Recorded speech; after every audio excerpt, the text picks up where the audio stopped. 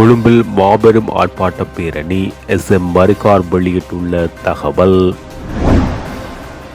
ICC நீதி விசாரணை பொறிமுறை என்பனவற்றில் சுமந்திரனுக்கு உடன்பாடு இருக்கவில்லை. வெளியான தகவல். இலங்கைக்கு சுதந்திர தினம், ஆனால் வடக்கு கிழக்கில் கருப்பு தினம்.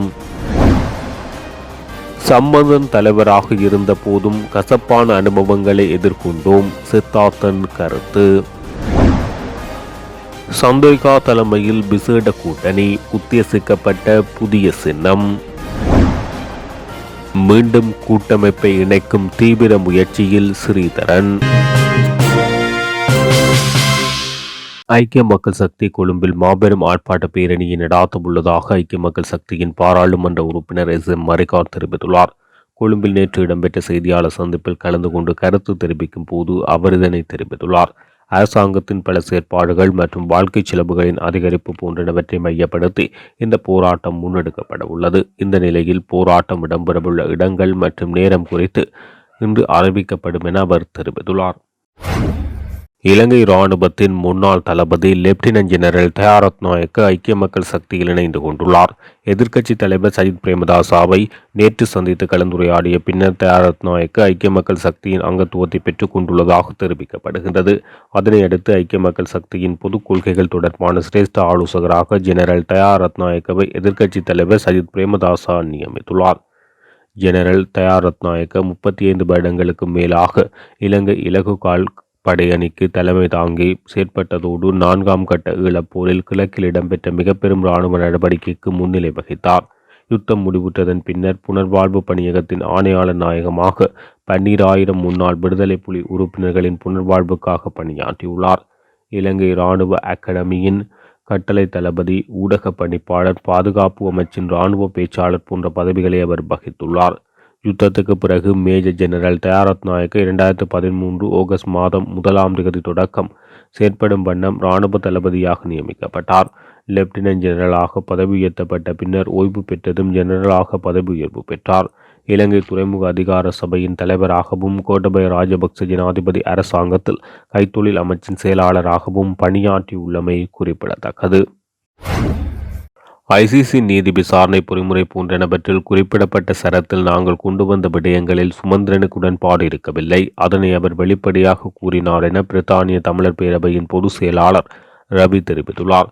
எல்லோரும் கையெழுத்திட்ட அந்த கடிதத்தில் அவருக்கு உடன்பாடு இருக்கவில்லை. மிக முக்கியமாக அந்த கடிதத்தில் அவர் கையெழுத்திடவில்லை.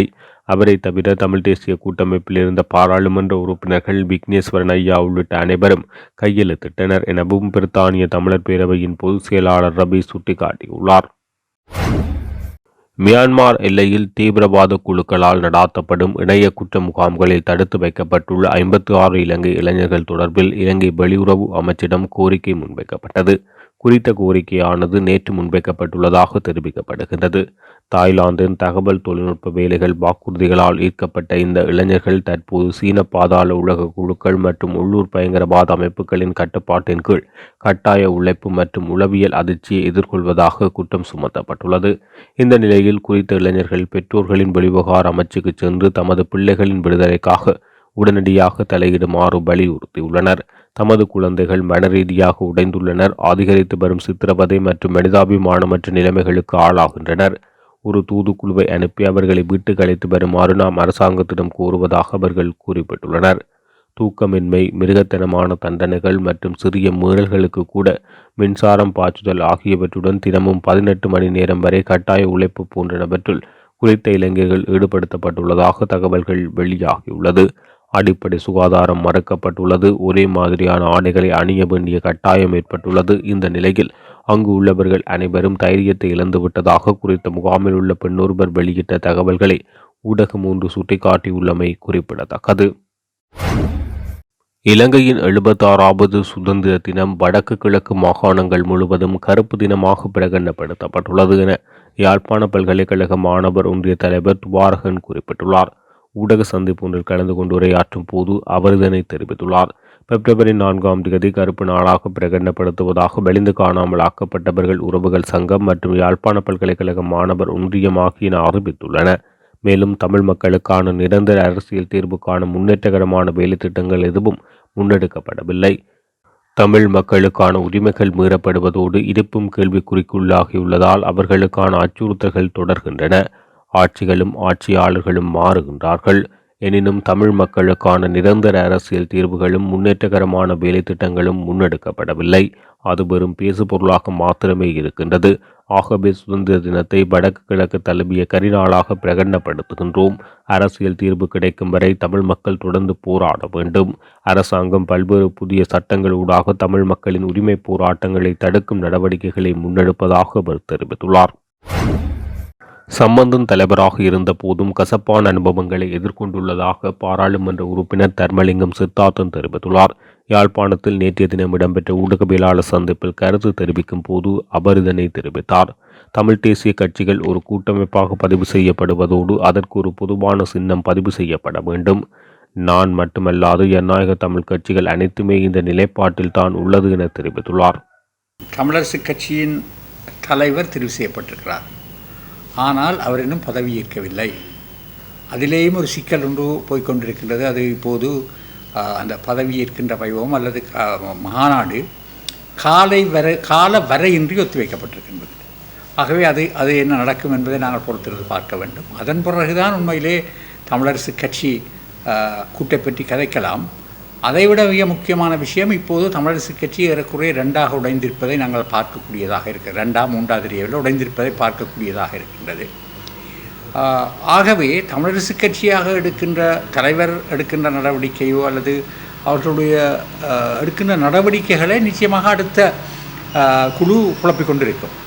ஆகவே இந்த ஒற்றுமை முயற்சியிலே அது ஒரு பாதகமான பாதிப்பை கொடுக்கும் என்று தான் நான் நினைக்கின்றேன். ஆகவே முதலில் அந்த தமிழரசு கட்சியினுடைய அந்த உடைவுகள் சரி கட்டப்பட வேண்டும். சரி கட்டப்பட்டு அது ஒரு கட்சியாக திகழ வேண்டும். அதன் பிறகு தமிழரசு கட்சியின் கீழ், அதாவது சொல்வார்கள் அந்த வண்ணாம்புரலா அந்த ஆங்கிலத்தில் சொல்வார்கள் ஒரு குடையின் கீழ் எல்லாரும் என்று. அப்படி அல்ல. கடந்த காலங்களிலே சம்பந்தனர் தலைவராக இருந்தார்கள். அப்போது அனைவருமே சம்பந்தனரை தலைவராக ஏற்றுக்கொண்டு அந்த ஒரு குடையின் கீழ் என்று அந்த சேர்ந்திருந்தாலும் அதிலே பல கசப்பான அனுபவங்கள் எங்கள் அனைவருக்குமே இருந்திருக்கின்றது. அதன் காரணமாக நாங்கள் மிக தெளிவாக அப்போதே கூறி வந்தோம், இந்த கூட்டமைப்பு பதியப்பட வேண்டும் என்று பலர் சொன்னார்கள். அதன் காரணமாக ஒரு சிலர் கூட்டமைப்பை கூட விட்டு சென்றிருக்கின்றார்கள், அது பதியப்படாத காரணத்தால். இப்போது கூட்டமைப்பாக ஒற்றுமையாக ஒரே அமைப்பாக இயங்க வேண்டுமென்றால் ஒரு பதிவு செய்யப்பட்ட கட்சியாக மாற வேண்டும். அதாவது கட்சிகள் அனைத்தும் சேர்ந்து பதிவு செய்யப்பட வேண்டும். அதில் கூட்டிலே வருகின்ற கட்சிகள் பதியப்பட வேண்டும். அதற்கு ஒரு பொதுவான சின்னம் இருக்க வேண்டும் அந்த கட்சிகளுக்கு. அது வீடாகவும் இருக்கலாம், அது பிரச்சனை இல்லை, அப்படி செய்யலாம். ஏனென்றால் தமிழரசு கட்சி அந்த வீட்டு சின்னத்தை விட்டு கொடுத்து அதை கூட்டமைப்பு சின்னமாக மாற்ற முடியும். ஆகவே இந்த நிலைப்பாடுகள் எல்லாம் வந்தால்தான் இனி கூட்டமைப்பு ஒரு பலமான அர்த்தபுஷ்டியான ஒரு கூட்டமைப்பாக அமையும் என்பதுதான் எங்களுடைய அபிப்பிராயம். இதிலிருந்து நாங்கள் மிக தெளிவாக கூறிக்கொண்டிருக்கிறோம். நான் மாத்திரமல்ல, இந்த நீட்சி ஜனநாயக தமிழ் தேசிய கூட்டணியிலே பங்காளிகளாக இருக்கின்ற அனைத்து கட்சிகளின் தலைவர்களும் மிக தெளிவாக ஒன்றுக்கு மேற்பட்ட தலைவர்கள் சொல்லியிருக்கிறார்கள். இப்படியான ஒரு நிலைப்பாட்டில் தான் நாங்கள் கூட்டமைப்பை பற்றி சிந்திக்க முடியும் என்று. முன்னாள் ஜனாதிபதி சந்திரிகா பண்டாரநாயக்க குமாரதுங்க தலைமையில் புதிய அமைப்பு ஒன்றை ஸ்தாபிப்பது தொடர்பில் ஸ்ரீலங்கா சுதந்திர கட்சியின் செயற்குழு கூட்டத்தில் கலந்துரையாடப்பட்டதாக விவசாய மற்றும் பெருந்தோட்ட கைத்தொழில் அமைச்சர் மஹிந்த அமரவீர தெரிவித்துள்ளார். குறித்த கலந்துரையாடலானது ஸ்ரீலங்கா சுதந்திர கட்சியின் தலைமையகத்தில் நேற்று இடம்பெற்றதாக அமரவீர மேலும் சுட்டிக்காட்டியுள்ளார். கொழும்பில் உள்ள ஜனாதிபதி அலுவலகத்தில் இடம்பெற்ற ஊடகவியலாளர் சந்திப்பின் பின்னர் ஊடகவியலாளர்கள் கேட்ட கேள்விக்கு பதிலளிக்கும் போது அமைச்சர் மஹிந்த அமரவீர இதனை தெரிவித்துள்ளார். அத்தோடு ஐக்கிய மக்கள் சுதந்திர முன்னணிக்கு பதிலாக புதிய கூட்டணி அமைக்கப்பட உள்ளதாக அமைச்சர் தெரிவித்துள்ளார். இதன்படி புதிய கூட்டணியின் சின்னமாக வெற்றிலைக்கு பதிலாக நாற்காலியை பயன்படுத்த உத்தேசிக்கப்பட்டுள்ளதாக அமைச்சர் குறிப்பிட்டுள்ளார்.